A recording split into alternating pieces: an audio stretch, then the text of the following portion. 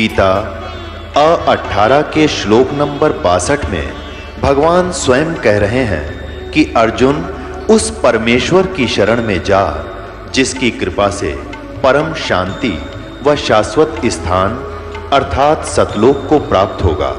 वो परमेश्वर कौन है, कहां है, कैसा है, जानने के लिए कृपया अवश्य सुनिए जगत गुरु तत्वदर्शी संत रामपाल जी महाराज के अमृत वचन। अब जो माता और मसानियों पर है वो तो बहुत नमन सत्र की कहानी होगी। ये तीन देवता माने जाते हैं, श्री ब्रह्मा जी रजगुण, श्री विष्णु जी सतगुण, श्री शिव जी तमगुण। जो इन तक आश्रित हैं तो इनकी क्या स्थिति है, वो कितने सुखी हैं, कितने सुरक्षित हैं। और इनसे ऊपर जिनकी बुद्धि उठी है, अपने आप को ज्यादा सुपीरियर माना करते थे, वो कहते थे हम ब्रह्म पूजा करते हैं, हम ब्रह्मा विष्णु महेश की पूजा नहीं करते। तो ब्रह्म क्या स्थिति है, ब्रह्म क्या है, ब्रह्म कौन है, किसको ब्रह्म कहते हैं? इस ब्रह्म से ऊपर परमात्मा से अतिरिक्त, कबीर भगवान से अतिरिक्त आज तक हमें को बताने वाला नहीं आया था। और परमात्मा से प्राप्त ज्ञान के आधार से ये नकली संत, ये नकली पंथ राधा स्वामी वालों ने सारी नकल करके और झूठी उसकी अपने सत्र का जो उसको परमात्मा के यथार्थ ज्ञान को भी उलझा दिया अपने गलत अनुभव के कारण। तो उस सारे उलझे हुए अध्यात्म ज्ञान को फिर से सेट करने के लिए इस दास को भेजा है कबीर भगवान ने, उस परम अक्षर पुरुष ने।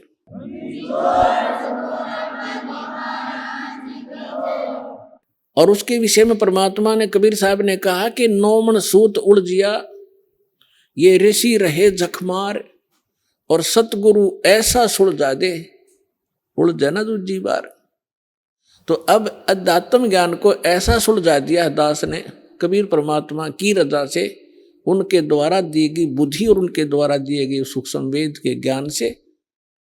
अब ये कलयुग में अध्यात्म मार्ग को कोई उलझा नहीं सकेगा, भक्ति कोई करियो चाहे ना करियो। और भक्ति करेंगे क्योंकि भक्ति के लिए तो सभी हम बढ़ते चले गए। पहले हम हिंदू बने, फिर ईसाई बने, फिर मुसलमान बने, फिर सिख बने।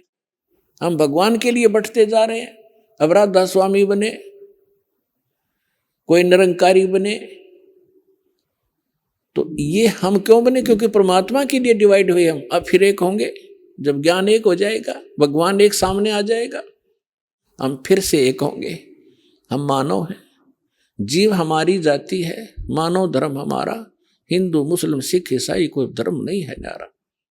ये आपके एक दिन हृदय में जगह बन जाएगी इसकी सच्चाई के साथ। एक तो फॉर्मेलिटी होती है, सच्चाई के साथ आप इसको स्वीकार करोगे कि हम भिन्न नहीं है, हम यहाँ के वासी नहीं है, हम सतलोक के रहने वाले।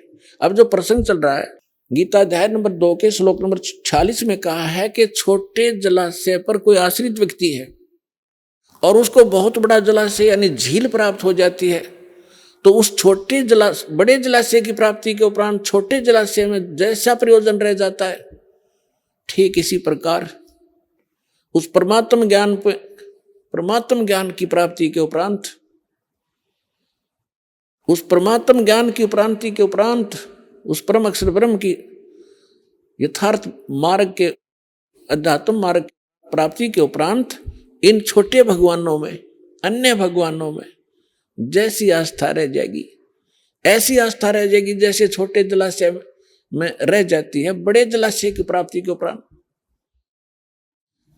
अब कैसे? जैसे कोई छोटे तालाब पर आश्रित था, उसका अच्छा जल था, स्वस्थ जल था, स्वच्छ जल था, और उससे अपना जीवन निर्वाह कर रहे थे, लेकिन वो पर्याप्त नहीं था, सफिशिएंट नहीं था। उसको मालूम था एक वर्षा नहीं हुई तो त्राही त्राही करके सहपरिवार नष्ट हो जाएंगे। लेकिन वो जल खराब नहीं था, लेकिन पर्याप्त नहीं था। और जब वो झील मिल जाती है, वो जल वो वैसा उससे भी स्वस्थ है, वो वैसा ही है, लेकिन वो पर्याप्त है। तो छोटे जलाशय को त्याग कर तुरंत उस दूसरे बड़े जलाशय पर वो व्यक्ति आश्रित हो जाता है। तो इसी प्रकार जब हमें उस परम पिता परमात्मा पूर्ण ब्रह्म सत्य पुरुष की जानकारी होगी और उसकी महिमा का पता चलेगा कि उस परमात्मा की भक्ति और उसकी शरण में आने से हमें क्या क्या लाभ होंगे, और इन ये भगवानों पर जिन पर हम आश्रित थे उनकी क्या स्थिति है, तो कहते हैं आपकी आस्था फिर इनमें उतनी ही रह जाएगी जैसे बड़े जलाशय के उपरांत प्राप्ति के उपरांत छोटे जलाशय में रह जाती। वो छोटे जलाशय बुरा नहीं लगता, लेकिन वो सफिशिएंट नहीं है, इसलिए उसको त्याग देना ही वो उचित समझता है। ठीक इसी प्रकार इस अध्यात्म मार्ग को गीता अध्याय नंबर 2 के श्लोक नंबर 46 ने समझाने की चेष्टा की है। देखिएगा, श्रीमद् भगवद गीता अध्याय नंबर 2 का ये देखिए, गीता अध्याय नंबर 2 और श्लोक नंबर ये 46। सब ओर से परिपूर्ण जलाशय के प्राप्त हो जाने पर छोटे जलाशय में मनुष्य का जितना प्रयोजन रहता है। अब इनकी तो बुद्धि ब्रह्म तक थी। ये अनुवादक हैं, ये कहता है कि ब्रह्म को रह जाता है, ब्रह्म को तत्व से जानने वाले ब्राह्मण का समस्त वेदों में उतना ही प्रयोजन रह जाता है। अब वेदों में नहीं, अभी अनुवादक में करना आया नहीं, इनको अकल थी नहीं कि ये वेद ये ज्ञान बोल कौन रहा है, इनको ये नहीं मालूम था आज तक। इसका ये अर्थ बनता है कि जब परमात्मा जैसे छोटे जलाशय पर आश्रित व्यक्ति को सब ओर से परिपूर्ण जलाशय यानी कंप्लीट इन ऑल रेस्पेक्ट बहुत बड़ा मिल जाता है, तो उसका उतना ही प्रयोजन रह जाता है जैसे ये ब्रह्म लिखा है वो परम अक्षर ब्रह्म है। उस परम अक्षर ब्रह्म की प्राप्ति के उपरांत के ज्ञान के उपरांत इन छोटे देवताओं में जैसे आस्था जीव का प्रयोजन रह जाता है, ऐसा ही रह जाता है जैसे बड़े जलाशय की प्राप्ति के उपरांत छोटे जलाशय में रह जाता है।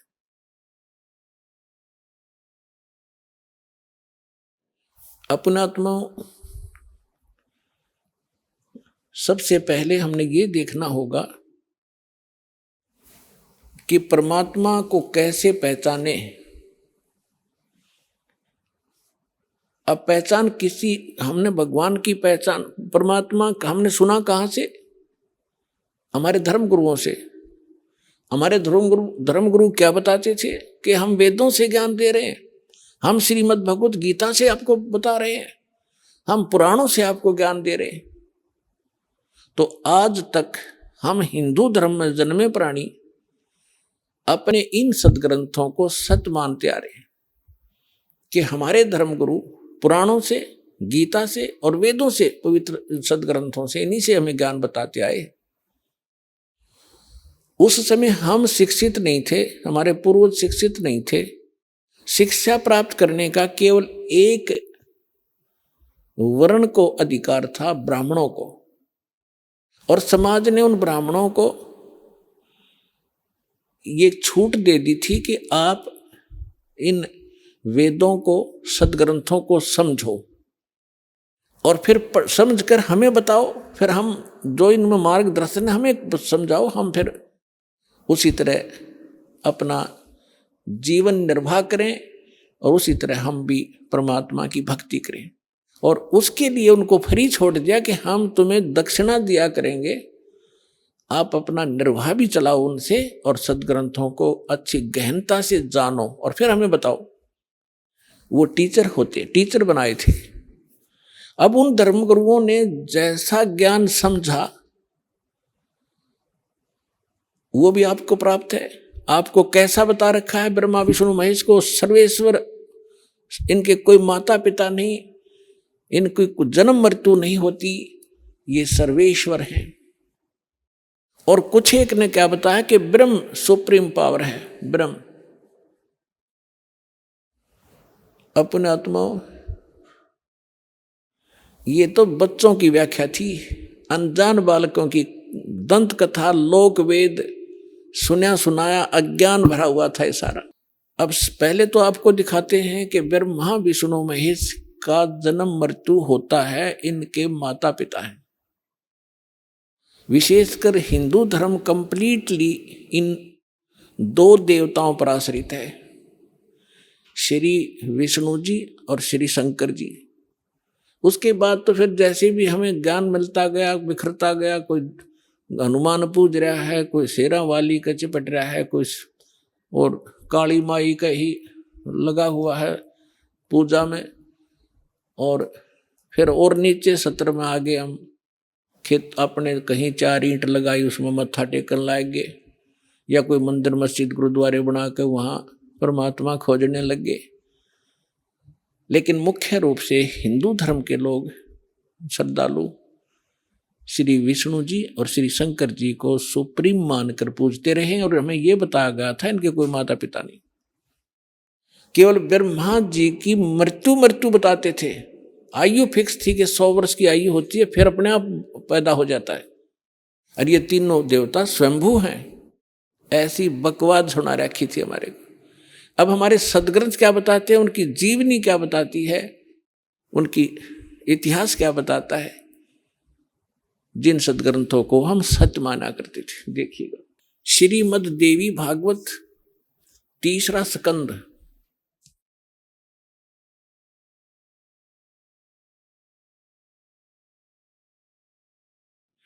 ये गीता प्रेस गोरखपुर से प्रकाशित है।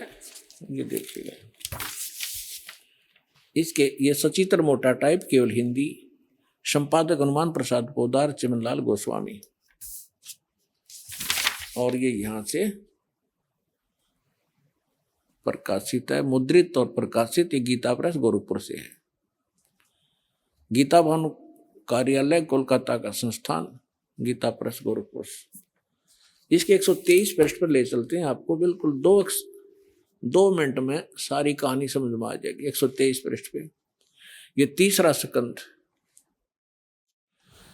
भगवान विष्णु अपनी माता दुर्गा की महिमा स्तुति करते हुए, उनकी स्तुति करते हुए बोल रहे हैं, तुम शुद्ध स्वरूपा हो, यह सारा संसार तुम इसे उद्भासित हो रहा है। मैं ब्रह्मा और शंकर, हम सभी तुम्हारी कृपा से विद्यमान हैं। हमारा आविर्भाव माने जन्म, तिरोभाव माने मृत्यु। हमारा तो जन्म और मृत्यु हुआ करता है, केवल तुम ही नित्य हो, जगत जननी हो, प्रकृति और सनातनी देवी हो। ये प्रकृति शब्द याद रखना कि दुर्गा को प्रकृति भी कहते हैं। जिस समय दास आपको श्रीमद् भगवत गीता में यह सिद्ध करेगा कि ब्रह्मा विष्णु महेश की उत्पत्ति दुर्गा से हुई है और गीता में वर्णित है, उस समय प्रकृति शब्द आपका काम आओगा कि प्रकृति दुर्गा को कहते हैं। गीता के अंदर 2 प्रकृति बताई है, एक तो जड़ जैसे ये अग्नि वायु हवा आदि, और एक चेतन ये दुर्गा प्रकृति है। तो इसलिए कहते हैं तुम आप ही प्रकृति हो। और फिर भगवान शंकर क्या कहते हैं, देखिएगा। भगवान शंकर बोले, देवी यदि महाभाग विष्णु तुम्ही से प्रकट हुए हैं, उनके बाद उत्पन्न होने वाले ब्रह्मा भी तुम्हारे बालक हुए, फिर मैं तमोगुणी लीला करने वाला, क्या मैं तमोगुणी लीला करने वाला शंकर क्या तुम्हारी संतान नहीं हुआ? अर्थात मुझे भी उत्पन्न करने वाली तुम ही हो शिवे। संपूर्ण संसार की सृष्टि करने में तुम बड़ी चतुर हो। इस संसार की सृष्टि, स्थिति और संहार में तुम्हारे गुण सदा समर्थ हैं। उन्हीं तीनों गुणों से उत्पन्न हम ब्रह्मा विष्णु एवं शंकर नियमानुसार कार्य में तत्पर रहते हैं। अपनात्माओं, इस पवित्र पुराण के चंद पंक्तियों ने 4-5 कंसेप्ट क्लियर कर दिए। नंबर 1, ब्रह्मा विष्णु महेश की जन्म मृत्यु होती है, ये अविनाशी नहीं है। दूसरा ये कर दिया कि दुर्गा प्रकृति को कहते हैं। तीसरा ये हो गया कि प्रकृति दुर्गा इनकी माँ है। और चौथा ये हो गया कि रजगुण ब्रह्मा है, सतगुण विष्णु, तमगुण शिव जी। और 5वां ये हो गया कि ये भगवान केवल वर्क डन दे सकते हैं। जैसा जिसका कर्म है इसमें ये कोई परिवर्तन नहीं कर सकते, ये इससे सिद्ध हो गया। अब ये सिद्ध हो गया कि ब्रह्मा विष्णु महेश नासवान है। अब जो भगवान नासवान हैं और हम उनकी पूजा करते हैं तो हम भी नासवान है, क्योंकि हम वहीं जाएंगे जहां उनका लोक है। ब्रह्मा जी का उपासक ब्रह्मा जी के लोक में, विष्णु जी का उपासक विष्णु जी के लोक में, शिव जी का उपासक शिव जी के लोक में। और ये भगवान नासवान है और इनकी भी मृत्यु होगी, इनका लोक भी नाश होगा, तो फिर हम भी गए जन्म मृत्यु में। यानी हमें कंप्लीट मोक्ष नहीं हुआ, संपूर्ण मोक्ष नहीं हुआ। कौन सा मोक्ष? श्रीमद् भगवत गीता अध्याय नंबर 15 के श्लोक नंबर 1 से 4 में कहा है कि ये ऊपर को जड़ और नीचे को तीनों गुण रूपी शाखा वाला संसार रूपी वृक्ष है। और जो संत इसके सभी पार्ट्स को विभिन्न विभिन्न बता देगा वह तत्वदर्शी संत है, वेद के तात्पर्य को जानने वाला है। फिर बताया है कि उसके पश्चात गीता अध्याय नंबर 15 के श्लोक नंबर 4 में कहा है जब तत्वदर्शी संत मिल जाए उसके पश्चात परमेश्वर के उस परम पद की खोज करनी चाहिए जहां जाने के बाद साधक लौटकर कभी संसार में नहीं आते। और जिस परमेश्वर ने सभी ब्रह्मांडों की रचना की है, अर्थात जिस परमेश्वर से संसार रूपी वृक्ष की प्रवृत्ति विस्तार को प्राप्त हुई है, भावार्थ है कि जिसने सब ब्रह्मांडों की रचना की है वो कंप्लीट गॉड है, वो पूर्ण परमात्मा है। केवल उसी की भक्ति करो, गीता ज्ञानदाता स्पष्ट कर रहा है। और फिर कहता है कि अर्जुन चौथे अध्याय के 5 और 9 श्लोक में, दूसरे अध्याय के 12 श्लोक में गीता जी में, और 10वें अध्याय के दूसरे श्लोक में गीता ज्ञानदाता कहता अर्जुन तेरे और मेरे बहुत जन्म हो चुके हैं, तू नहीं जानता मैं जानता। अब जैसे हम श्री कृष्ण जी को मानकर चलें कि श्री कृष्ण जी गीता का ज्ञान दे रहा है, इन अज्ञानियों के आधार से हम चलें तो भी गीता ज्ञानदाता तो अपने आप को कह रहा है मैं नासवान हूं, मेरी जन्म मृत्यु होती है। जिसकी स्वयं जन्म मृत्यु होती है और उसके उपासकों की भी जन्म मृत्यु होगी। गीता अध्याय नंबर 18 के श्लोक नंबर 62 में कहा, इसलिए कहा कि अर्जुन तू सर्वभाव से उस परमेश्वर की शरण में जा, उसकी कृपा, उस परमेश्वर की कृपा से तू परम शांति को और सनातन परम धाम को प्राप्त हो। और उसकी शरण में जाने से तेरा कंप्लीट पूर्ण मोक्ष होगा। अब वो परमात्मा कौन है, कैसा है, कहाँ रहता है, इसकी जानकारी कहाँ है? गीता अध्याय नंबर 4 के श्लोक नंबर 25 से लेकर 31 तक गीता ज्ञानदाता ने जानकारी दी है कि कोई तो केवल देवताओं की पूजा करके निश्चिंत है और कोई स्वाध्याय करता है, जैसे कोई गीता का पाठ कर लेता है, कोई वेदों का कुछ मंत्र घोट लिए उनको रिपीट करता रहता है, स्वाध्याय करता रहता है, आवर्ती करता रहता है। और कोई केवल योग अभ्यास ही करता है, कोई प्राण अपान, इसकी अपान की क्रिया को, जैसे कुछ कहते हैं कि श्वास पर ध्यान रखो, बाहर आ रहा है अंदर जा रहा है, कोई बात हुई ना ध्यान रखोगे तब भी ये तो आ जा रहा है। तो कहने का भाव ये है कि ये इस प्रकार की जो साधना करते हैं, कोई तपस्या करते हैं, घोर तप करते हैं, सब अपनी अपनी साधना को पापनाशक जानते हैं। यानी वो जो साधना जो कर रहा है उसने अंतिम मान रहा है, सही मान रहा है, यथार्थ मान रहा है। फिर तुरंत कहा चौथे अध्याय के 32वें श्लोक में कि अर्जुन इन यज्ञों यानी धार्मिक अनुष्ठानों की जानकारी उस सच्चिदानंद घन ब्रह्म ने, सच्चिदानंद घन ब्रह्म ने, यानी पूर्ण परमात्मा ने, परम अक्षर ब्रह्म ने स्वयं आकर बताई है, अपनी अमृत वाणी में बोल के, अपने मुख कमल से बोलकर जो वाणी कही है वो सच्चिदानंद घन ब्रह्म की वाणी कहलाती है, कबीर वाणी है वो। उसमें इन अध्यात्म यज्ञों का, अनुष्ठानों की विस्तार से जानकारी दी गई है और वो तत्व ज्ञान है। उसके जानने के बाद तो सब पाप कर्मों से मुक्त हो जाएगा।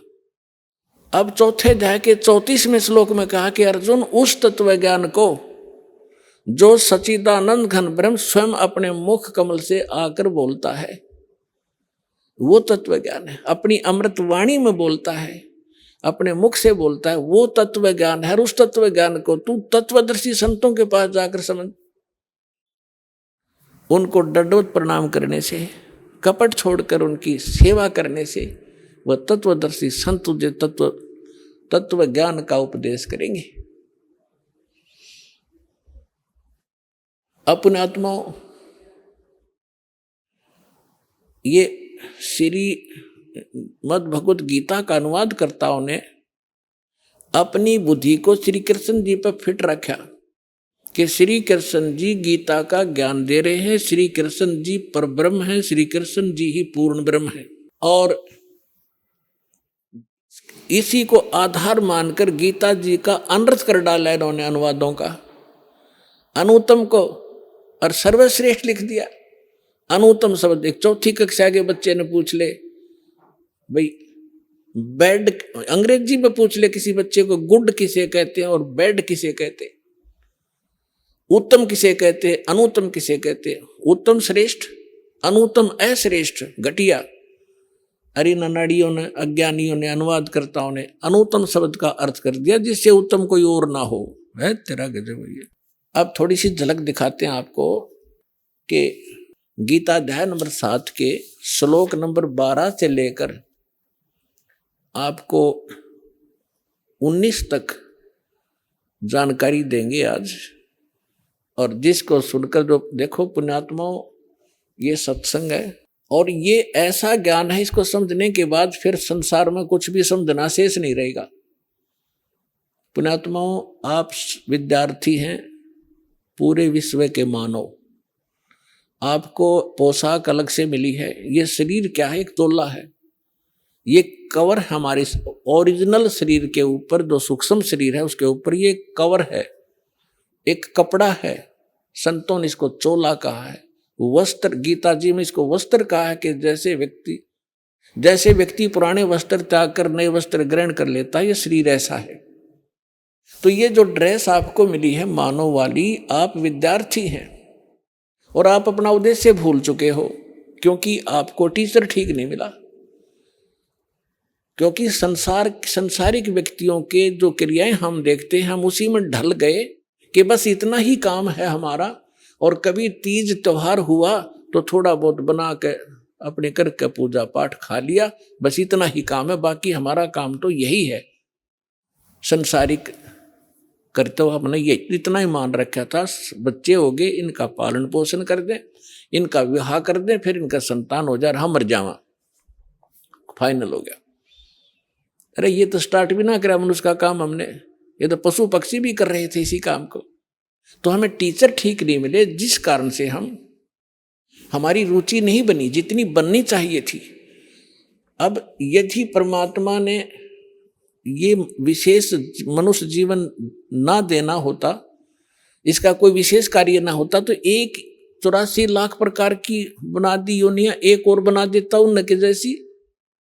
ये उन पुण्यात्माओं को ये पोशाक मिली है जो बहुत पुण्यकर्मी प्राणी है, जो परमात्मा पाने योग्य नंबर प्राप्त है उनको, इसलिए उनको ये प्रवेश हुआ है इस भगवान वाली यूनिवर्सिटी में जिसमें परमात्मा पाया जा सकता है। उनको ये ड्रेस न्यारी मिलती है। स्कूल के बच्चे होते हैं, उनकी ड्रेस अन्य होती है और अन्य जो बच्चे काम खेतों में करते हैं, मजदूरी करते हैं, उनकी ड्रेस अन्य होती है।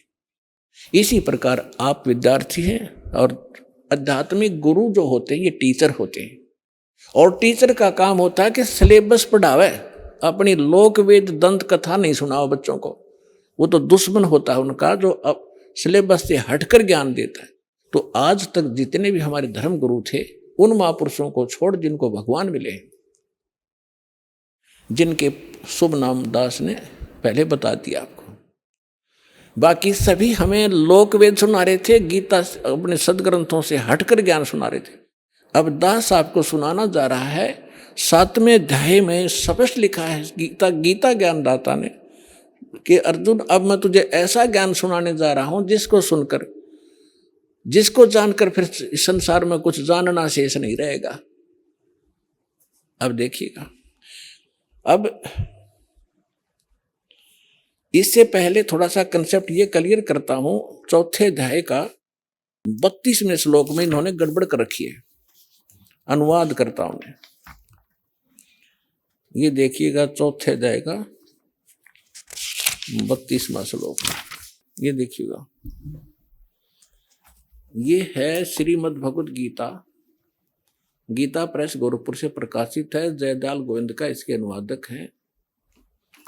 और ये अध्याय नंबर 4 का और श्लोक नंबर 32।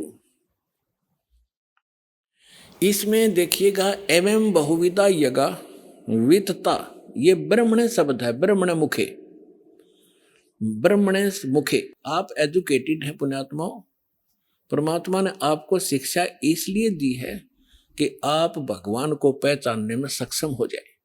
नहीं तो पिछला इतिहास देख ले, दास का जन्म जब हुआ हमारे यहाँ कोई शिक्षा नहीं थी और सब सुख चैन से जिया करते थे, प्यार से रहते थे, बेईमाना नहीं था।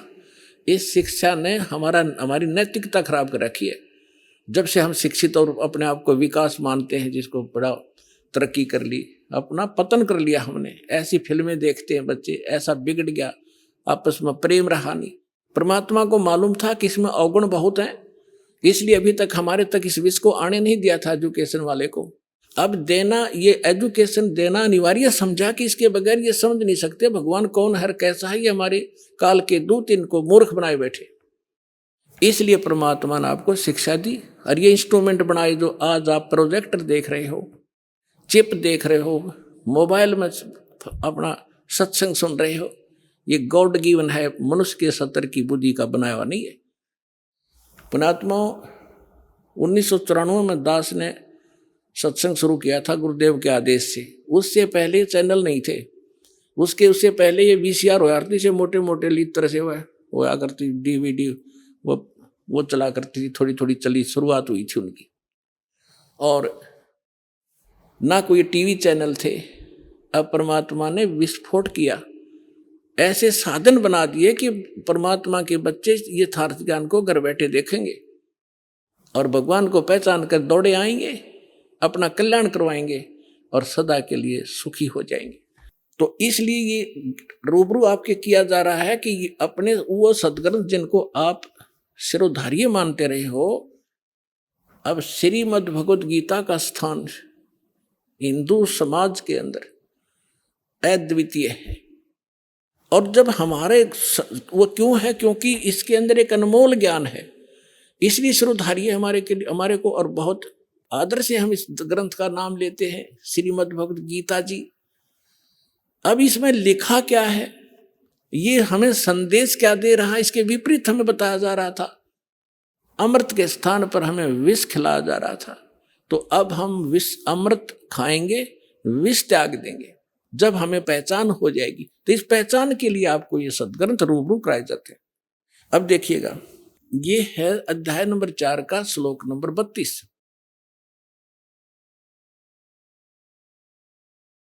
इसमें ये है एवं बहुविधा यज्ञा वितता ब्रह्मण मुखे। ये ब्रह्मण मुखे शब्द है। कर्मजान विधितान सर्वान एवं ज्ञातवा विमोक्षसे। इसका अर्थ इन्होंने कैसा किया है कि इस प्रकार और भी बहुत तरह के यज्ञ माने धार्मिक अनुष्ठान, इन्होंने ब्रह्मण मुखे का अर्थ या अनर्थ कर दिया, वेद की वाणी बोल दी, लिख दिया।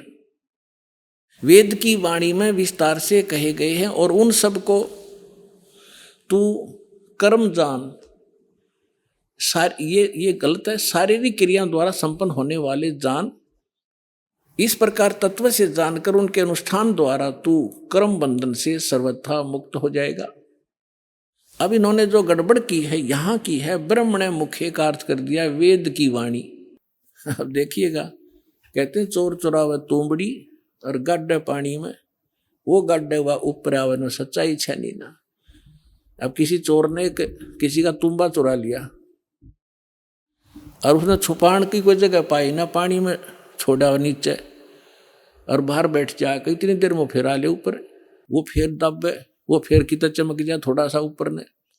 तो इन्होंने कोशिश बहुत की है सच्चाई को उस तुम्बे की तरह जल में छुपाने की, पर छुपा नहीं करता जल में तुम्बा। तो अब देखिएगा गीता अध्याय नंबर 17 के श्लोक नंबर 23 में यही शब्द है ब्रह्मण। यहां इन्होंने अनुवाद ठीक कर दिया। ये देखिएगा अध्याय नंबर 17 का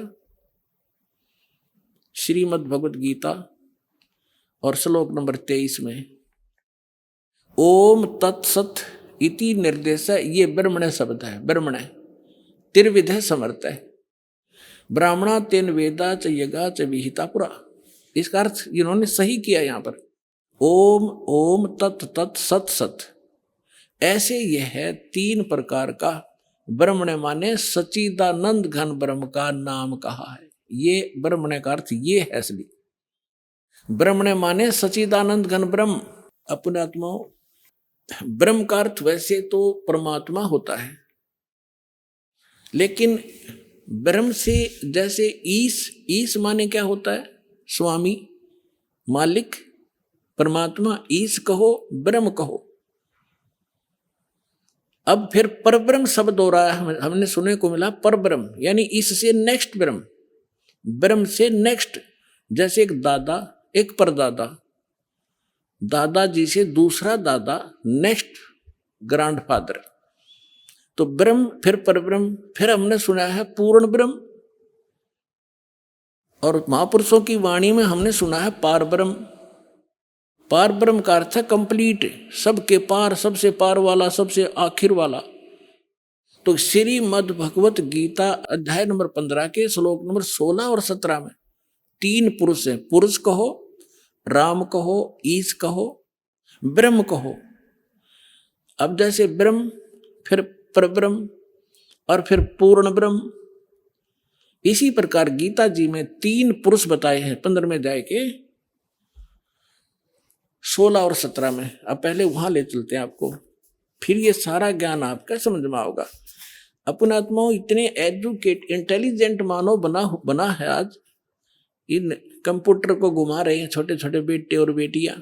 इन मोबाइलों में ऐसे सिस्टम है, इनको बड़ी अच्छी तरह से सेट कर चला लेते हैं। अरे अध्यात्म मार्ग में सब तो पिछड़ गए हम। अब हम अध्यात्म मार्ग में ऊपर आएंगे, पूरा विश्व सुखी होगा, आप भी सुखी होगे, आत्मिक शांति होगी। जो परमात्मा काम किया करता, परमात्मा आपके साथ रहेगा, आपको वो सुख देगा। अब देखो कितने ही अच्छी फिल्म आप देख रहे हो और कितनी सुख सुविधा आपने उपलब्ध कर दी वैज्ञानिक तरीके से, और कल एक जवान बेटे की मृत्यु हो जा, एक आंख नहीं सुहा वो टेलीविजन और वो गाने, उन्हें फोड़ने दिल कराए न फूक दो कि तगेर के। तो पुण्यात्माओं, ये नकली सुख है। असली सुख भगवान से मिलेगा, जो दास आपको विधि बताएगा। आप भी सुखी, आपका परिवार भी सुखी, आपकी 101 पीढ़ी पार हो जाएगी। वो मार्ग आपको बताएगा।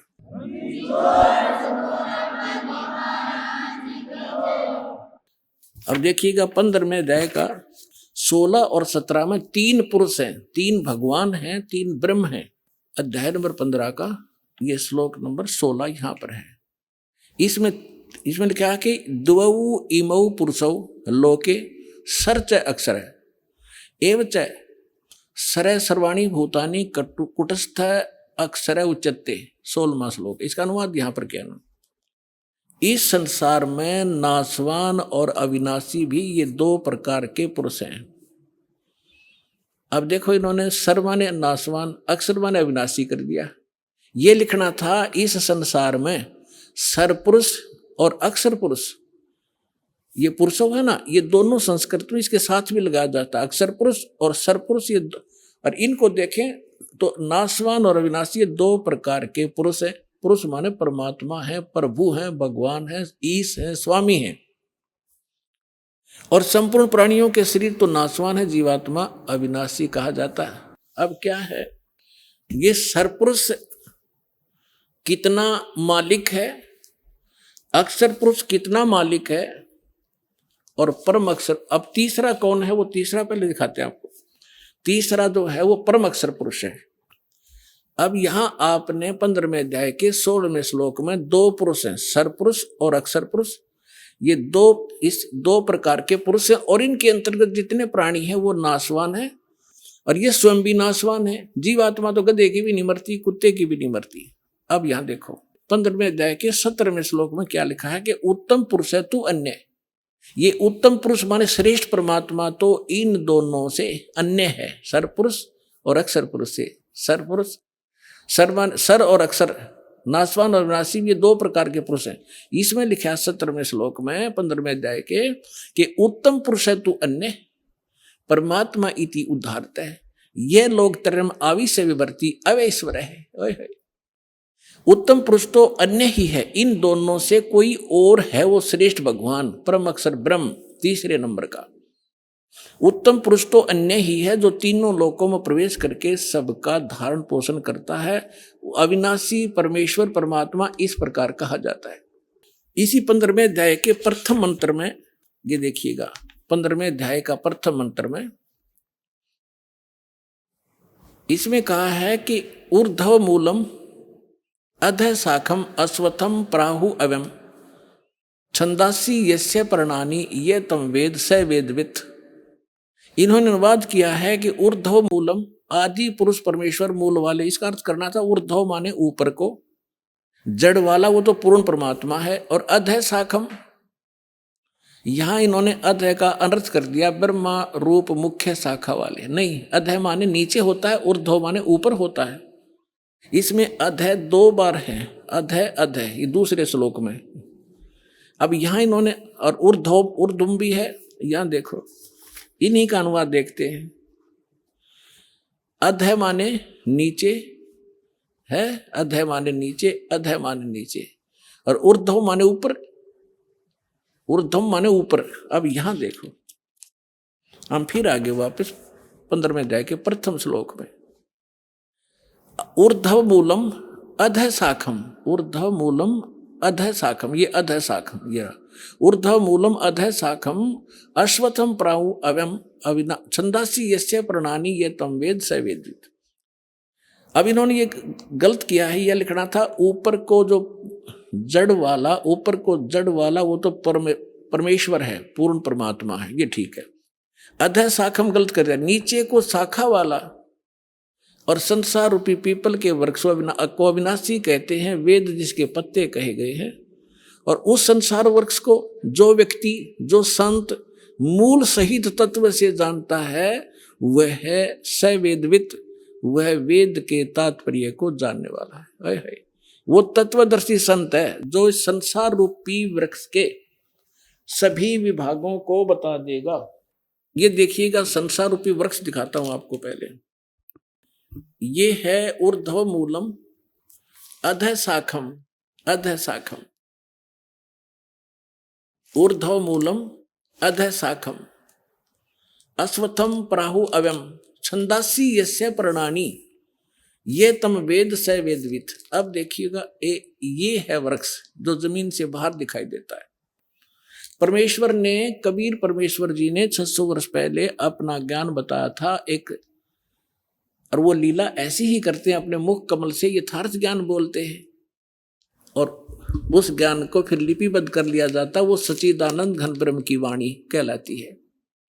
उसमें उन परमात्मा ने कहा था अक्षर पुरुष एक पेड़ है और सरपुरुष वाकी डार, निरंजन कहो सरपुरुष कहो, और तीनों देवा शाखा है बाई पात रूप संसार।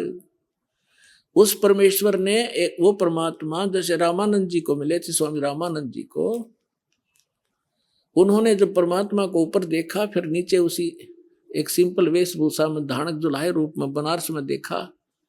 जब कहा था दो ठोड़ है एक तू भया एक से दो, और गरीबदास हम कारणे तुम आए हो मगदो, तुम साहेब तुम संत हो, तुम सतगुरु तुम हंस, और गरीबदास तेरे रूप बिना। रामानंद जी कह रहे और न तू जान, तुम ही साहेब हो, तुम परमात्मा हो, सतगुरु सच्चा ज्ञान देने वाले आप ही हो, तुम साहेब तुम संत हो, तुम सतगुरु तुम हंस। और गरीबदास जी, जैसे तुलसीदास जी ने रामायण को लिखा था, चित्रार्थ किया था, उस प्रकार गरीबदास जी को परमात्मा ने दिव्य दृष्टि दी थी। वो सारी सच्चाई गरीबदास साहिब जी ने अपनी वाणी में लिखा है, इसलिए गरीबदास जी का नाम आता है। लेकिन वार्ता चल रही है रामानंद जी और परमात्मा की। तुम साहेब तुम संत हो, तुम सतगुर तुम हंस, गरीबदास तेरे रूप बिना और न दूजा हंस। बोलत रामानंद जी सुनो कबीर करतार, कहे कबीर गरीबदास सब रूप के तुम ही सिरजनहार। तो यहां बताया जाता है कि तुम सतगुरु भी आप ही हो, सच्चा ज्ञान आपके बिना इस पृथ्वी पर कोई जानता ही नहीं। तो परमात्मा आए थे, एक हम उसको कवि कह करके फाइनल कर दिया, उनकी क्लोज कर दी फाइल को। अब फिर खोल लेंगे जब देखियो लाल की पहचान होने के बाद आपको पता लगेगा लाल कौन है। तो उस परमेश्वर ने 600 वर्ष पहले सच्चिदानंद घन ब्रह्म की वाणी में, अपनी कबीर वाणी में क्या लिखा था?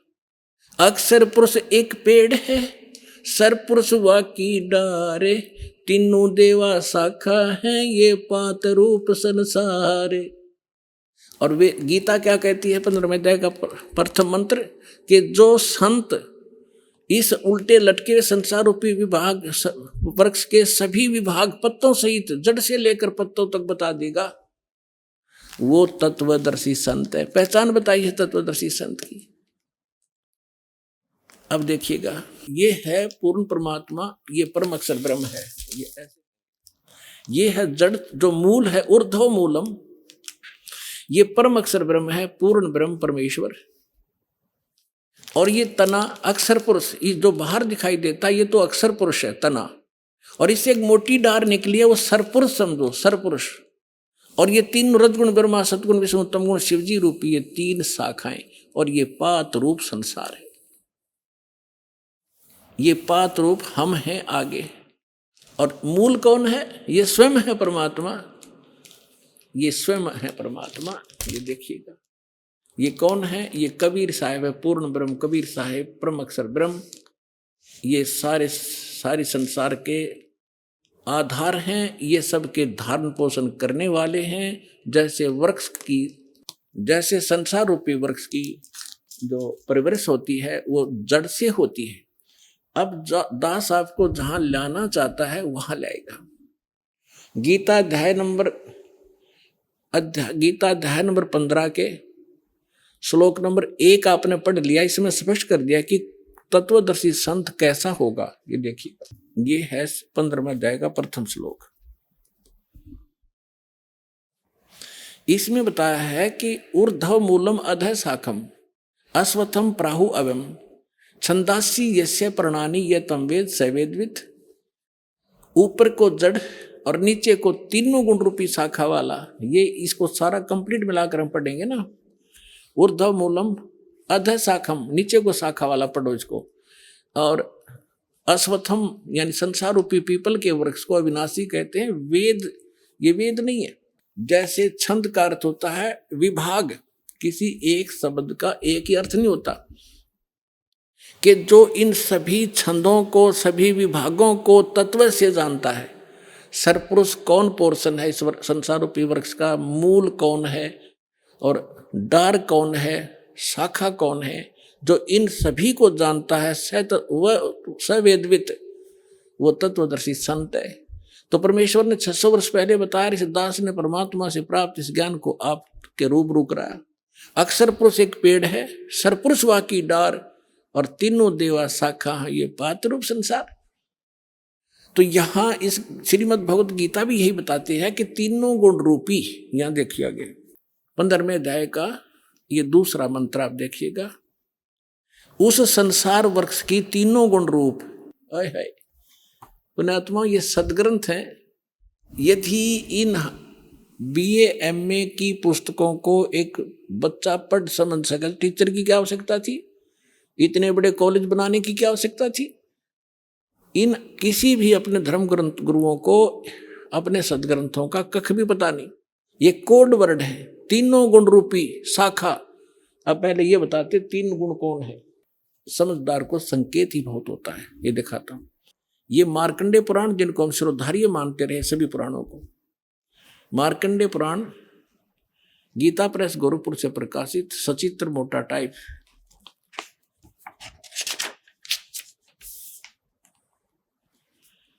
गीता प्रेस गोरखपुर से प्रकाशित है। इसके 123 पृष्ठ पे देखिएगा। अब हम यहां से पढ़ते आ रहे हैं 122 से संक्षिप्त मार्कंडेय पुराण। यहां मार्कंडेय जी बोलते आ रहे हैं। मार्कंडेय जी बोले मुने, अब हम यहां आ जाते हैं, अपने मतलब का पढ़ देंगे। रजोगुण प्रधान ब्रह्मा, तमोगुण प्रधान रुद्र और सत्व प्रधान विश्व पालक विष्णु है। यही 3 देवता हैं और ये ही 3 गुण हैं। इति सिद्धम रजगुण ब्रह्मा, सतगुण विष्णु, तमगुण शिव जी। और भी बहुत से प्रमाण हैं, जैसे ये देखिएगा श्रीमद् देवी भागवत, इसमें संस्कृत भी साथ में, हमें ये सुविधा है इसको समझने में। भाग 1 और ये कहाँ से प्रकाशित है? श्री अथ देवी भागवतम सभाष्टिकम समात्यम, खेमरा श्री कृष्णदास प्रकाशन, बंबई से। इसके यहाँ आइएगा, ये 3रा स्कंद है। अथ श्रीमद् देवी भागवते भाषा टीका युक्ते 3य स्कंद है प्रारंभते। 3रे स्कंद में आ गया, पृष्ठ नंबर 11 पे और अध्याय नंबर 5। इसका मंत्र हम 8 पढ़ेंगे। 7वां या समाप्त हुआ। भगवान शिव जी कह रहे हैं माता अपनी माँ दुर्गा से, हे माता, यदि हमारे ऊपर सदा आप दया युक्त हो तो हमको तमोगुण में किस प्रकार प्रदान किया, और रजोगुण ब्रह्मा रजोगुण और हरि सतोगुण युक्त किए, क्यों युक्त किए? आइए अब हम उन श्रद्धालुओं के अनुभव जानते हैं जो जगत गुरु तत्वदर्शी संत रामपाल जी महाराज जी से दीक्षा प्राप्त कर चुके हैं तथा उनके द्वारा बताए गए भक्ति मार्ग पर चल रहे हैं। नमस्कार जी। साहब जी। क्या नाम है जी आपका? तिलेश्वरी साहू। कहाँ से हैं जी आप? छत्तीसगढ़ महासमुंद जिला, बागबाहर ब्लॉक और ग्राम कोलदा से। संत रामपाल जी महाराज से नाम दीक्षा आपने कब ली? 29 सितंबर 2020 को। संत रामपाल जी महाराज से नाम दीक्षा लेने से पहले आप क्या भक्ति साधनाएं करती थी? संत रामपाल जी महाराज जी से नाम दीक्षा लेने से पहले मैं मनमाना आचरण करती थी, जो भी भक्ति मिले, क्योंकि मेरे को इतना दुख तकलीफ था। मैं जो भी जैसे भी बताए कोई भी, मैं वही साधना में लग जाती थी। कोई शनिदेव की पूजा बताते थे, हनुमान जी की पूजा बताते थे, और सुख सागर मैंने बहुत पढ़ रखा था। और मतलब मैं इतना परेशान थी कि मैं सुंदरकांड है, हनुमान चालीसा है, बजरंग बाण है, इन सब का बहुत ज़्यादा पाठ करती थी, क्योंकि मैं दुखों से इतना घिर चुकी थी कि मेरे पास और कोई रास्ता नहीं था पूजा पाठ करने के लिए। मैं आधी रात तक दुर्गा सप्तशती का पाठ किया करती थी। मेरे पापा बोले कि आप बहुत भूत प्रेत की बाधाओं से घिरे हुए, इसलिए इसका पाठ करो और आप ठीक हो जाओगी। तो मैं उसका भी पाठ करती थी। जब भी नहा कर, मैं 4 बजे सुबह सोकर उठ के 4 बजे नहाती थी। मेरा शरीर इतना कमज़ोर हो गया था, मैं फिर भी 4 बजे सोकर उठते ही नहा कर मतलब मैं पूजा में लग जाती थी कि मैं कहीं ना कहीं ठीक हो जाऊँगी। मेरे को भूत प्रेत की इतनी ज़्यादा समस्या थी। मेरे को भूत मतलब जैसे रात को सोई रहती थी तो मेरे ऊपर प्रवेश करके मेरे सारे शरीर से जैसे ब्लड का निशान बनता है उसे चूस लेते थे, और मतलब उससे मेरा पूरा शरीर मतलब ऐसे नीला नीला लाल लाल ऐसा निशान बन जाता था। और मतलब उसके बाद मेरे शरीर में पूरा दर्द होता था, इतना दर्द, इतना सिर से लेकर पैर तक। मैं काम नहीं कर पाती थी घर में। मतलब मेरे हस्बैंड, मैं उनको गालियाँ देती थी कि मुझे कहीं भी ले जाओ, मुझे ठीक कर दो, मैं मर जाऊंगी नहीं तो। मैं इतना परेशान थी, मैं उनको बोलती थी प्लीज़ मुझे कहीं पर भी ले जाओ। वो मुझे इधर उधर बहुत जगह ले जाकर थक चुके थे। मेरा सारा पैसा इसी में, मैं जितना खाती नहीं थी, जितना हमारा मतलब इलाज मतलब जितना दिनचर्या में पैसा नहीं लगता था, उससे ज़्यादा मैं पूजा में लगाती थी। कहीं मैं घर में जो भी जैसे कोई बताए मैं उसी को लाकर पूजा करती थी।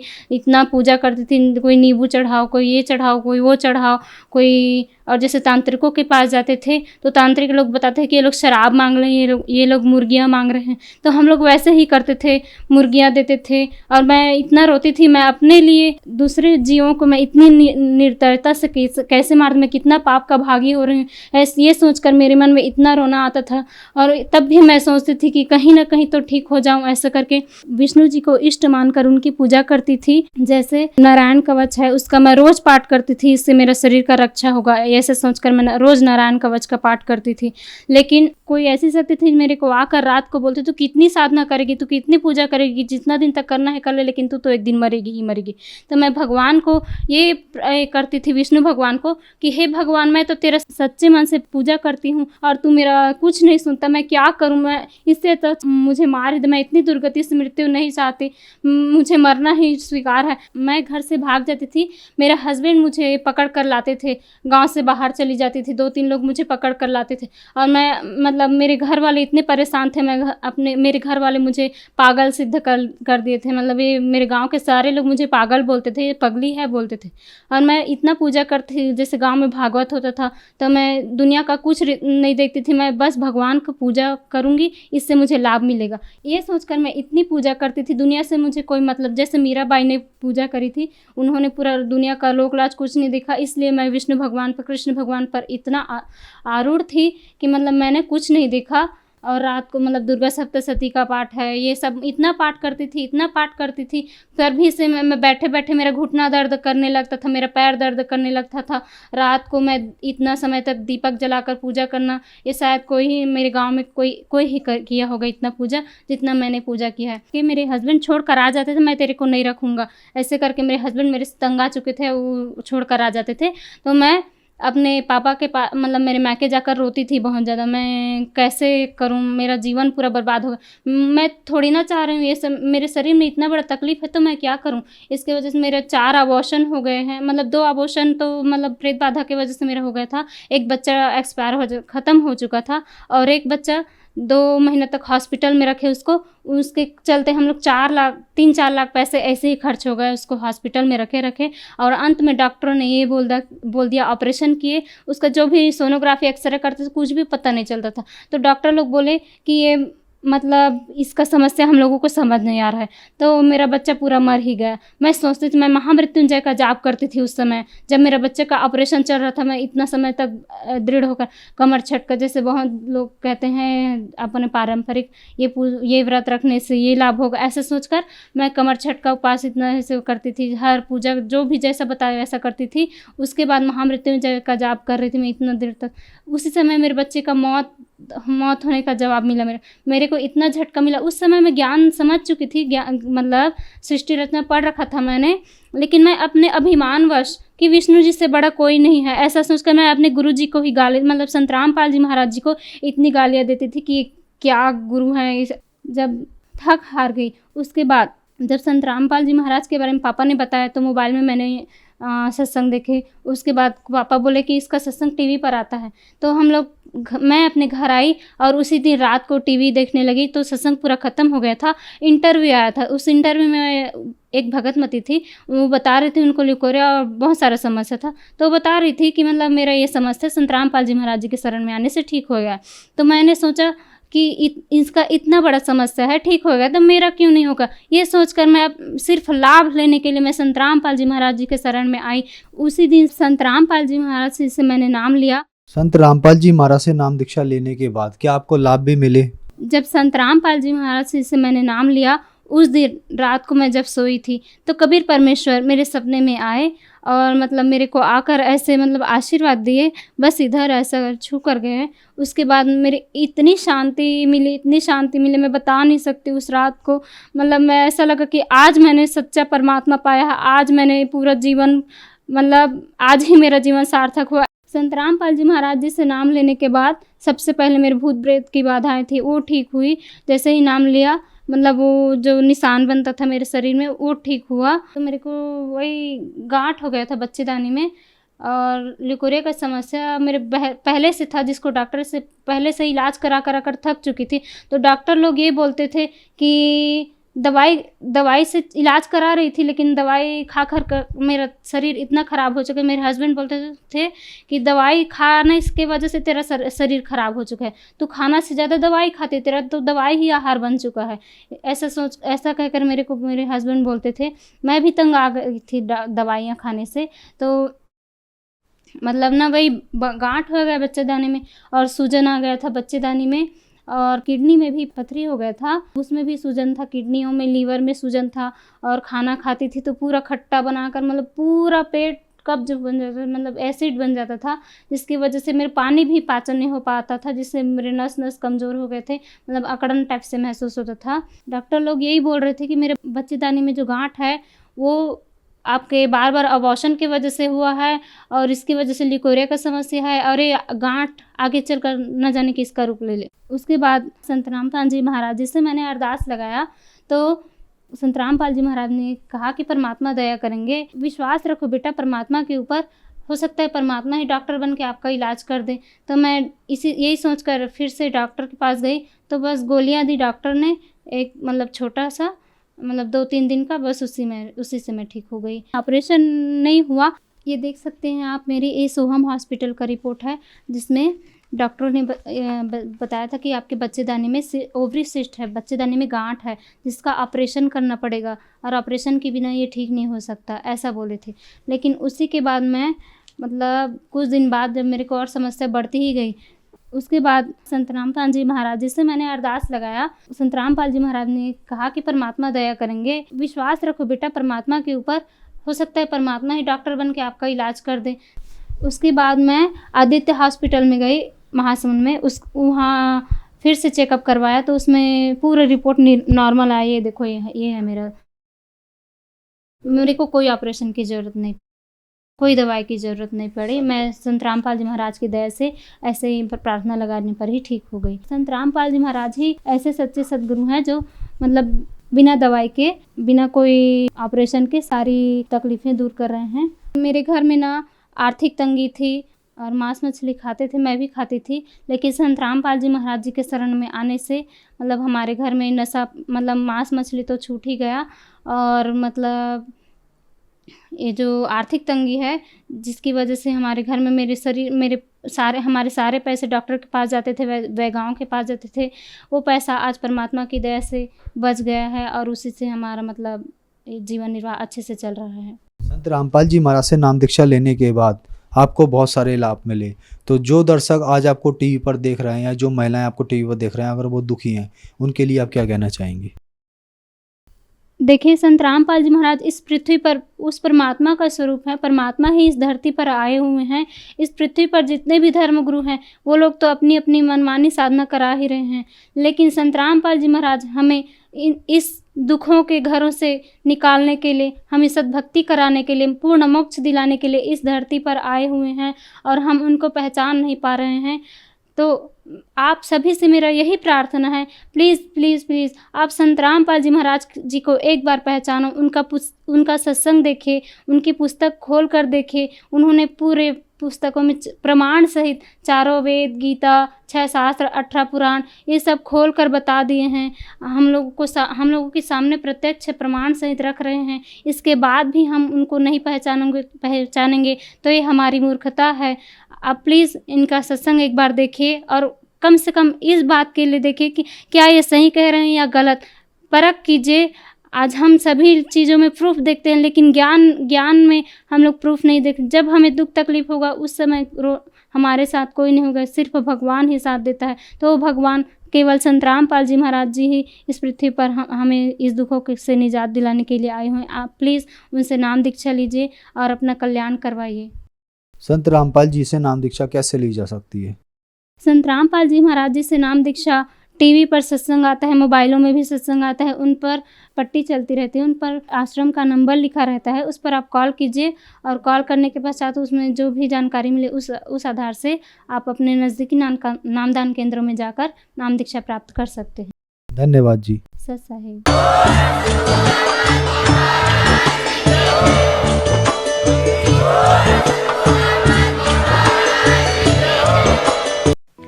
आप सुन रहे थे जगत गुरु तत्वदर्शी संत रामपाल जी महाराज के मंगल प्रवचन।